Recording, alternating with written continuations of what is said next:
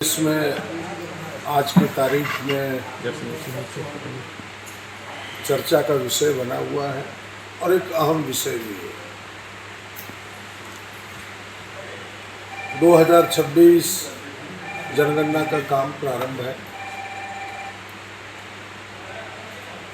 और अभी प्रथम चरण की जनगणना शुरू हुई है। हमारी पार्टी भारतीय राष्ट्रीय कांग्रेस की यह मांग शुरू से रही है। हमारे नेता आदरणीय राहुल गांधी जी ने शुरू से इस आवाज़ को उठाया है,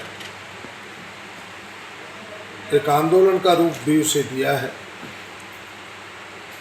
कि अब वक्त आ गया है इस देश में केवल जनगणना नहीं कराने का, जनगणना के साथ जाति जनगणना कराने का। मुहिम इतनी तेज चली कि भारतीय जनता पार्टी की जो वर्तमान सरकार है मोदी जी के नेतृत्व में, उन लोगों ने भी इस बात की सहमति दी।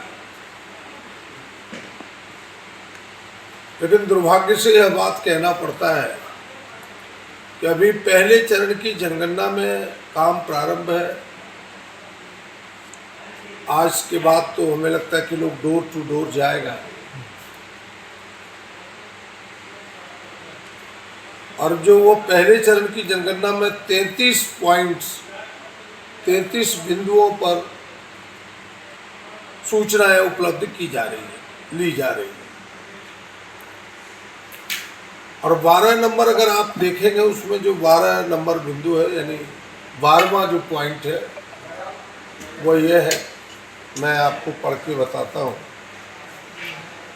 क्या परिवार का मुखिया अनुसूचित जाति ऑब्लिक अनुसूचित जनजाति अन्य से संबंधित है।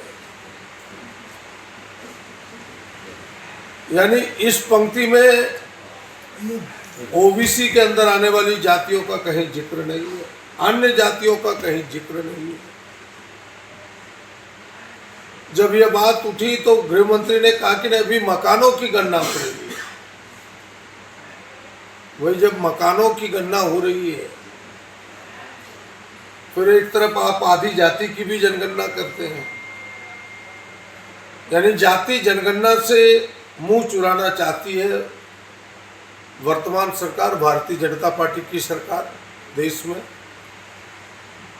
हम सबों का बिल्कुल यह मांग है कि जाति आधारित जनगणना हो और वो केवल जनगणना नहीं है, वो देश के समाज का एक एक्सरे है जो बताएगा कि भाई देश के आज़ादी के 75 वर्ष बाद इस विकास की दौड़ में कौन सी जातियां, कौन से जाति के ग्रुप कितने विकास में भागीदार बने, वो कितनी दूरी तय कर पाए, उनकी क्या स्थिति वस्तु स्थिति आज है। और फिर वह जो मानचित्र सामने आएगा, वह जो परिदृश्य सामने आएगा,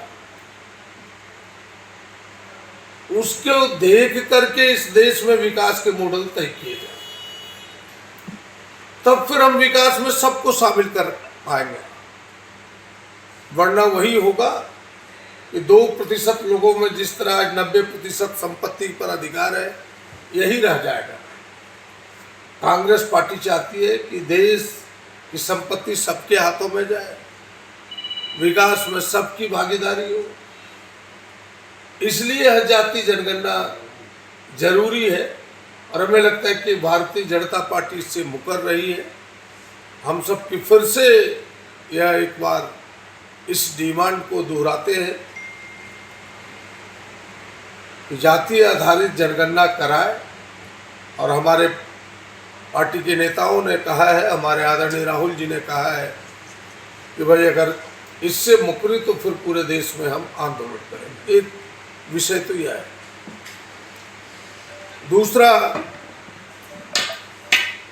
जो विषय है वह SIR का भी आपने सुना होगा कि इस राज्य में भी SIR होगा।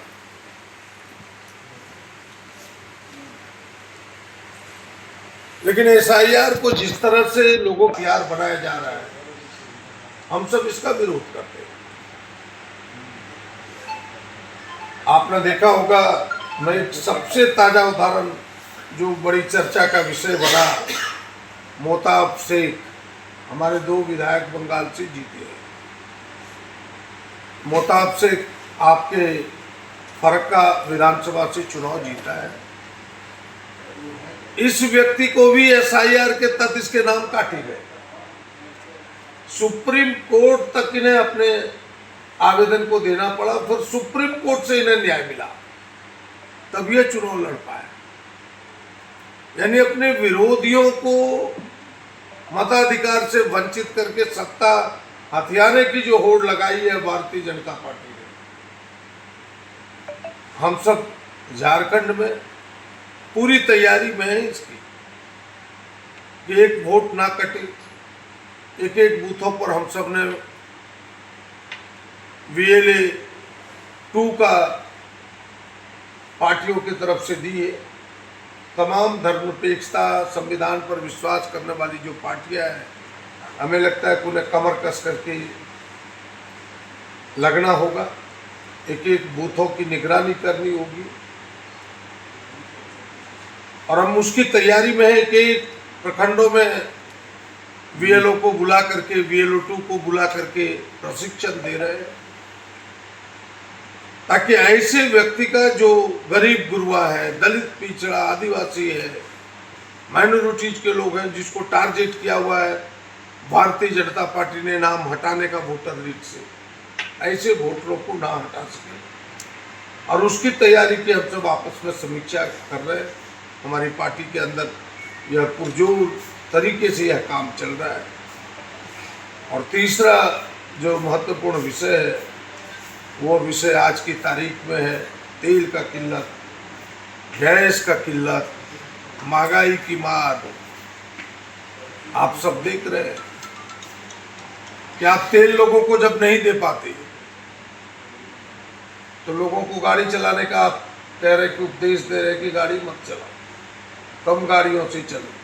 यह बात उन्हें चुनाव के समय दरमियान याद नहीं आया कि बंगाल में दर्जनों हेलीकॉप्टर उनका उड़ता रहा। वहां नहीं कहा कि एक ही हेलीकॉप्टर से हम काम चला लेंगे। पर उपदेश कुशल बहुते रहे। उपदेश देना आसान है, लेकिन व्यवस्था खड़ा करना कठिन है। यह आज बता रहा है आज की तारीख में कि प्रधानमंत्री के नेतृत्व की सरकार, मोदी जी पूरी तरह से फेल है। इस देश को चलाने में वो सक्षम नहीं है। यह देश का लोग पहले भी उनकी असफलता का डर झेला है। महामारी जब आई थी सामने, कोरोना जैसी महामारी, लोग जहां तक बिखरे पड़े थे, लाशें जहां तक बिखरी पड़ी थी, और हमें लगता है कि दूसरे दंश भी उनकी असफलता का हमें झेलना पड़ेगा। उसके लिए लोगों को वो तैयार होना होगा। और ऐसे लोग जो देश को ना चला सके, उन्हें सत्ता पर